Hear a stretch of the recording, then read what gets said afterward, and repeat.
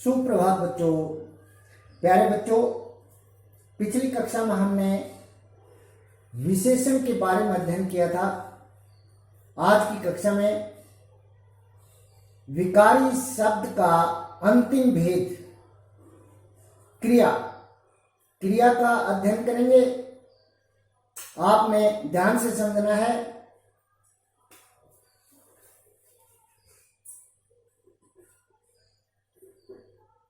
क्रिया, आपसे पूछा जाए क्रिया का शाब्दिक अर्थ क्या है, यानी क्रिया का अर्थ क्या है, तो बताओगे करना या होना। ये क्रिया का शाब्दिक अर्थ है। परिभाषा समझें। जिन विकारी शब्दों से किसी काम के करने या होने का बोध हो उसे क्रिया कहते हैं। दोबारा फिर समझेंगे। जिन विकारी शब्दों से किसी काम के करने या होने का बोध हो उसे क्रिया कहते हैं। जैसे देखिए, क्रिया पढ़ना, लिखना, खेलना, उठना, बैठना, सोना, उछलना, कूदना, हंसना, ये सभी क्रियाएं हैं बेटे। क्या है ये? क्रियाएं। अब इस कक्षा में हम क्रिया को केवल कर्म के आधार पर समझेंगे। कर्म के आधार पर, तो कर्म के आधार पर कर्म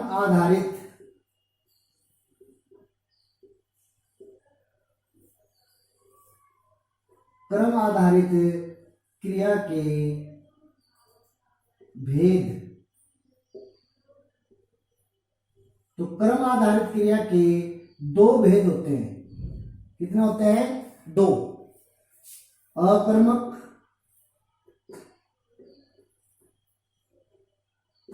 क्रिया और दूसरी होती है सकर्मक क्रिया। ये आगे पीछे भी हो जाए तो भी कोई बात नहीं, पहले सकर्मक भी लिख सकते हो। सकर्मक क्रिया,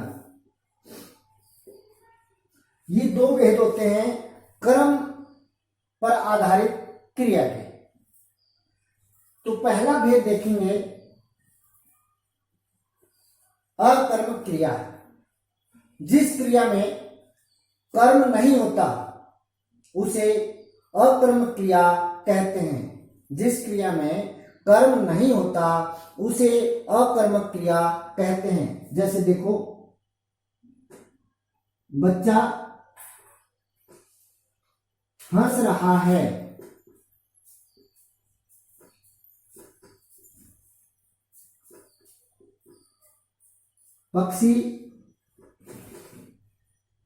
पक्षी उड़ा।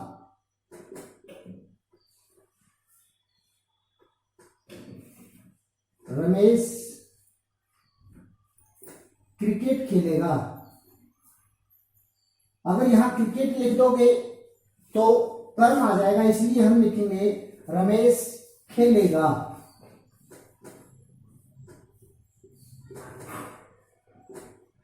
ये तीन उदाहरण हैं, इनसे समझेंगे अकर्मक क्रिया को।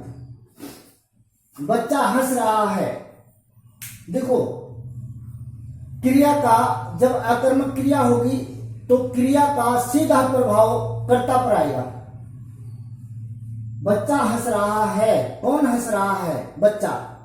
यहां पर क्या का कोई उत्तर नहीं है। पक्षी उड़ा। कौन उड़ा? पक्षी। तो उड़ा जो क्रिया है उसका सीधा प्रभाव किस पर पड़ा? पक्षी पर, कर्ता पर। रमेश खेलेगा। कौन खेलेगा? रमेश। क्या का कोई उत्तर नहीं है यहां, इसलिए ये जो उदाहरण है अकर्मक क्रिया के उदाहरण है। अगर हम यहां लिख देते रमेश क्रिकेट खेलेगा क्रिकेट। तो ये क्रिया अकर्मक नहीं होती, सकर्मक होती, क्योंकि उसमें क्या का उत्तर मिल जाता है। रमेश क्या खेलेगा? क्रिकेट। तो हमने यहां पर अकर्मक क्रिया में क्रिकेट नहीं लिखा, इसलिए नहीं लिखा क्योंकि अकर्मक क्रिया में कर्म नहीं होता। रमेश खेलेगा, पक्षी उड़ा, बच्चा हंस रहा है। तीनों उदाहरण अकर्मक क्रिया के हैं। सकर्मक क्रिया देखेंगे। सकर्मक क्रिया जिस क्रिया में कर्म होता है, जिस क्रिया में कर्म होता है उसे सकर्मक क्रिया कहते हैं। जिस क्रिया में क्या होता है बेटे? कर्म, उसे सकर्मक क्रिया कहते हैं। उदाहरण देखें, पहले उदाहरण से समझेंगे। मां बच्चे को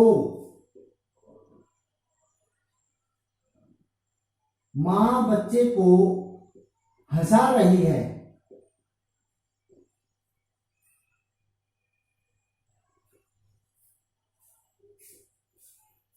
दूसरा उदाहरण देखें। मोहन सुलेख लिख रहा है।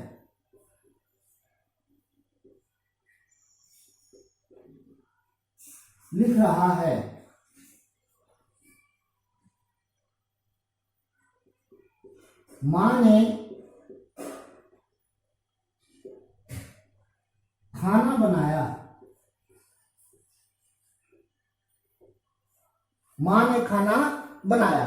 ये तीन उदाहरण देखो, ये तीनों उदाहरण सकर्मक क्रिया के हैं। कैसे हैं देखें। मां बच्चे को हंसा रही है, हंसा तो मार रही है, लेकिन किसको हंसा रही है? बच्चे को। का उत्तर, क्या का उत्तर, किसको का और क्या का अगर उत्तर मिल जाता है तो समझो वो क्या है? कर्म। तो यहां बच्चे को, ये कर्म है, इसलिए कर्म होने के नाते ये जो हंसा रही है क्रिया, ये सकर्मक क्रिया बन गई। क्या बन गई? सकर्मक क्रिया, क्योंकि यहां पर बच्चे को कर्म है। दूसरा उदाहरण देखो। मोहन सुलेख लिख रहा है। तो मोहन क्या लिख रहा है? सुलेख। क्या का उत्तर मिल गया है। और ये लिख रहा है क्रिया का कर्म क्या है? सुलेख। सुलेख यहां कर्म है, इसलिए ये लिख रहा है क्रिया सकर्मक क्रिया है। तीसरा उदाहरण देखिए। मां ने खाना बनाया। बनाया क्रिया का यहां पर कर्म क्या है? खाना। मां ने क्या बनाया? खाना। क्या का उत्तर मिल रहा है। और बनाया क्रिया का कर्म क्या बन गया फिर? खाना। तो यहां पर ये खाना कर्म है, इसलिए ये बनाया सकर्मक क्रिया है। बनाया क्या है? सकर्मक क्रिया। अगर सुन ले, दोबारा इसको अकर्मक में बदलना है तो यहां आ जाएगा मां हंसा रही है। कोई नहीं पता किसको हंसा रही है। अगर परीक्षा में सीधा वाक्य आ जाए मां हंसा रही है, तो हंसा रही है वहां पर अकर्मक क्रिया है, न कि सकर्मक क्रिया। और अगर ये आ जाए मां बच्चे को हंसा रही है, तो फिर वह सकर्मक क्रिया होगी, क्योंकि बच्चे को कर्म है। मोहन लिख रहा है या मोहन लिखेगा, मोहन ने लिखा, ऐसे आ जाए। काल कोई भी हो सकता है, वर्तमान काल भी हो सकता है, भूतकाल भी हो सकता है और भविष्य काल भी हो सकता है। ठीक है। मोहन लिख रहा है, मोहन लिखेगा, मोहन ने लिखा। अगर ऐसा सिद्ध आ जाए तो वहां पर भी क्या होगा? अकर्मक क्रिया होगी, क्योंकि वहां कर्म नहीं दिया हुआ। और अगर लिख दिया मोहन ने सुलेख लिखा, मोहन सुलेख लिख रहा है, मोहन सुलेख लिखेगा, तो वहां पर सुलेख कर्म है, इसलिए वह वहां पर क्रिया क्या लिखोगे? सकर्मक। अगर नहीं लिखा हुआ है सुलेख, सीधा लिख रहा है, लिखेगा या लिखा आ जाए तो अकर्मक क्रिया लिखोगे। ऐसे ही मां ने खाना बनाया, सीधा आ जाए मां ने बनाया, कुछ नहीं पता क्या बनाया। अंडरस्टूड बात है, बनाया तो होगा कुछ, लेकिन पद परिचय में ध्यान रखना, पद परिचय में अगर कर्म दिया हुआ है तो ही वह क्रिया सकर्मक कहलाएगी, अन्यथा अकर्मक होगी। तो यहां पर मान लिया मां ने बनाया आ जाए, खाना ना आए, तो वहां पर अकर्मक क्रिया रहेगी। और अगर आ जाए मां ने खाना बनाया, तो वह सकर्मक क्रिया हो जाएगी। पद परिचय में केवल कर्म के आधार पर क्रिया की ये दो भेद आपने अच्छे से कर लेने हैं, और मैंने अच्छे से समझा भी दिए हैं, आपको समझ में आ जाने चाहिए। अब आगे समझेंगे हम अव्यय यानी अविकारी शब्द। अब देखें अविकारी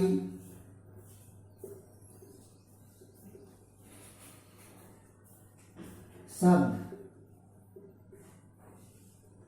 या अव्यय।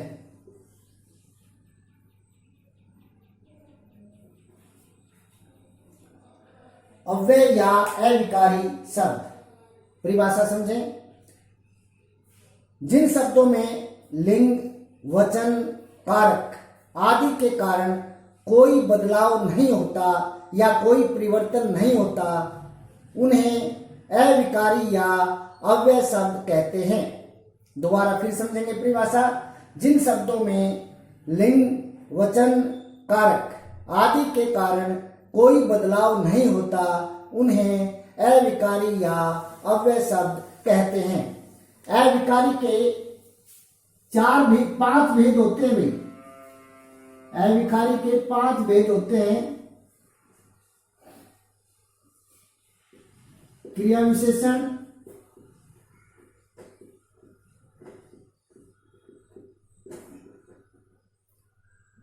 समुच्चय बोधक,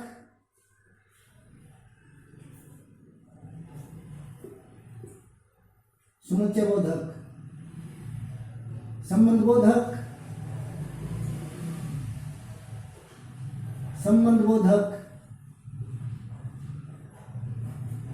विस्मयादि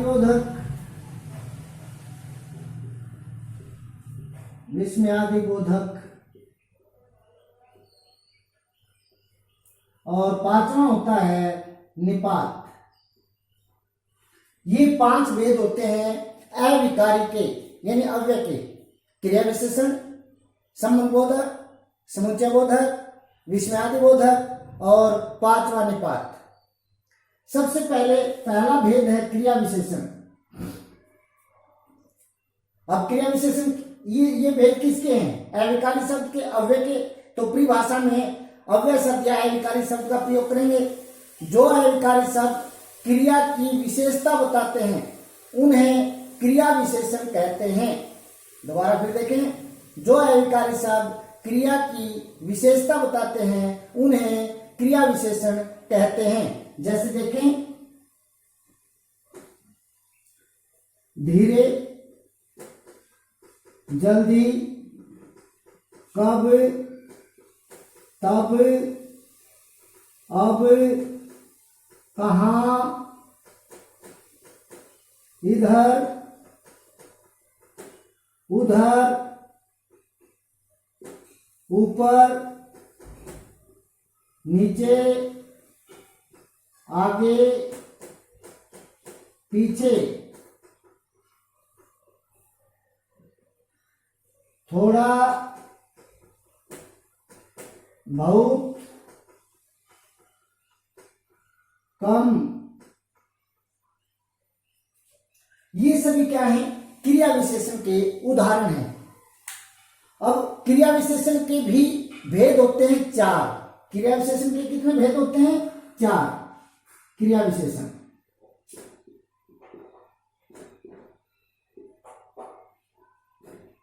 क्रिया विशेषण के 4 भेद होते हैं। कालवाचक, स्थानवाचक,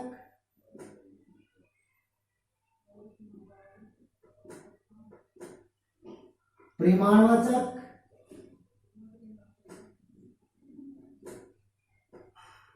रीतिवाचक। ये 4 भेद होते हैं क्रिया विशेषण के। बाकी के कोई भेद याद नहीं करना है आपने, सिर्फ ये क्रिया विशेषण के याद रख लेने हैं।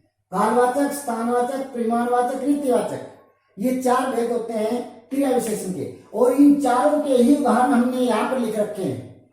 जैसे धीरे, जल्दी रीतिवाचक है, कब, तब, अब ये क्या है?